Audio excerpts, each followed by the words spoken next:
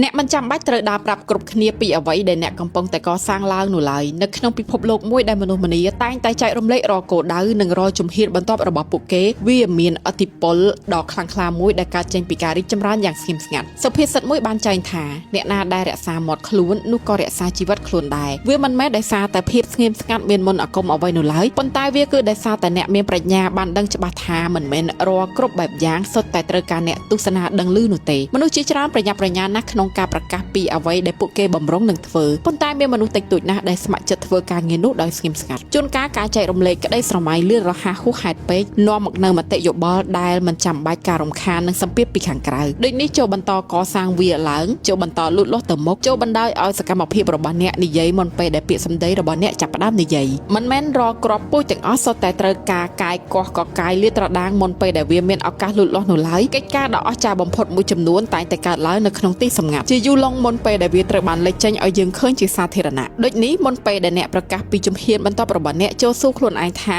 តើខ្ញុំចង់បានការរីកចម្រើនទៅមុខពិតប្រាកដឬមួយក៏ខ្ញុំគ្រាន់តែចង់បានការទទួលស្គាល់ឬក៏ការសរសើរពីអ្នកដទៃ